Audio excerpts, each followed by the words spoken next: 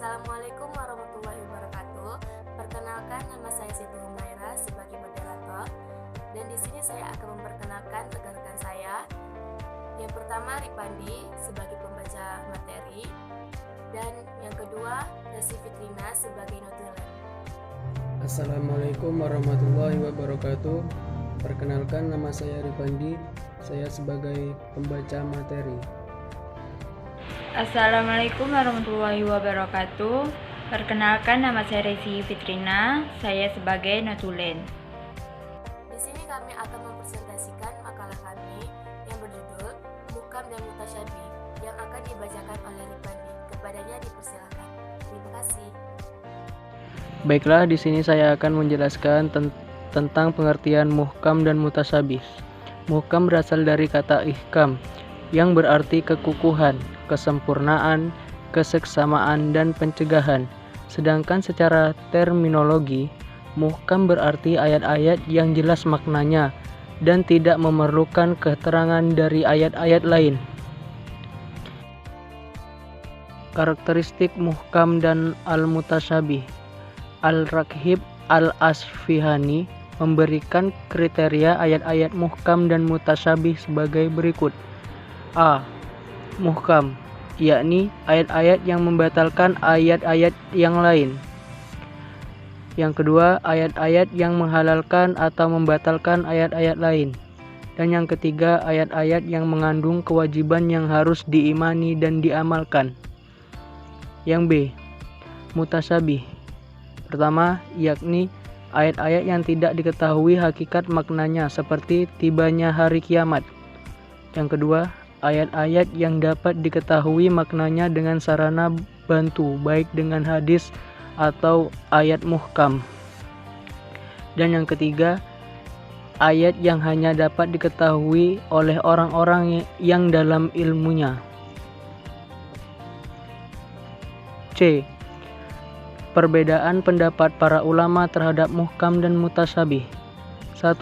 Golongan Hanafiyah mengatakan lafaz muhkam ialah lafaz yang jelas petunjuknya dan tidak mungkin telah dinasikkan.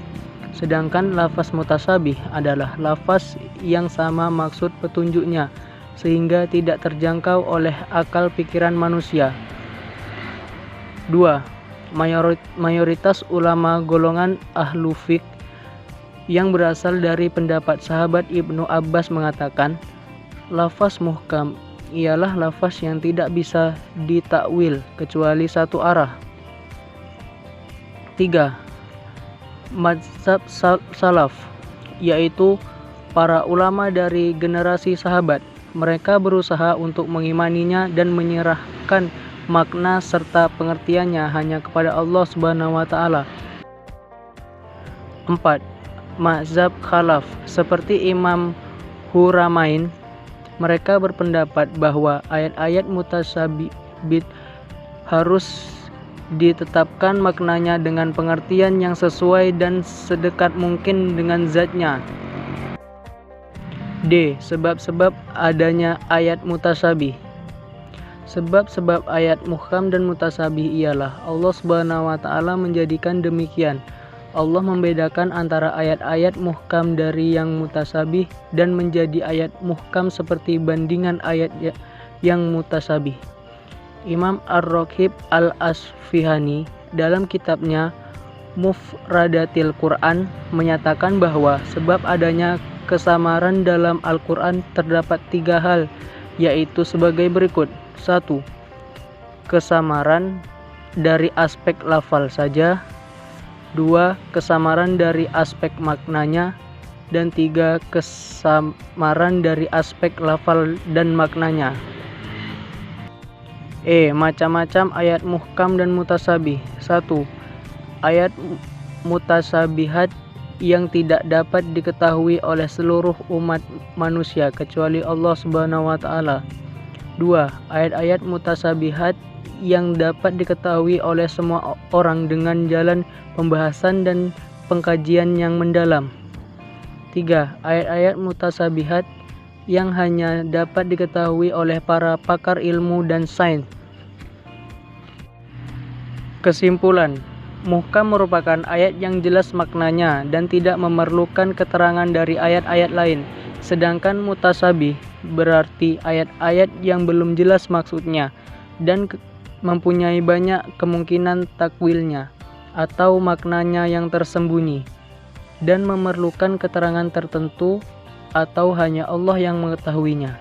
Sebab adanya ayat mutasabiyah ialah karena Allah Subhanahu wa taala menjadikan demikian. Imam Ar-Raghib Al-Fihani dalam kitabnya Mufradatil Quran menyatakan bahwa sebab adanya kesamaran ialah Al-Quran terdapat 3 hal, yaitu sebagai berikut: kesamaran dari aspek lafal saja, kesamaran dari aspek maknanya, kesamaran dari aspek lafal dan maknanya. Manfaat adanya ayat muhkam dan mutasabih diantaranya, jika seluruh Al-Quran terdiri dari ayat-ayat muhkamat, maka akan sirnalah ujian keimanan dan amal karena pengertian ayat yang jelas. Apabila seluruh ayat Al-Quran mutasabihat, niscaya akan padamlah kedudukannya sebagai penjelas dan petunjuk bagi manusia. Baik, hanya ini yang dapat saya sampaikan. Lebih kurangnya saya mohon maaf. Saya akhiri. Assalamualaikum warahmatullahi wabarakatuh.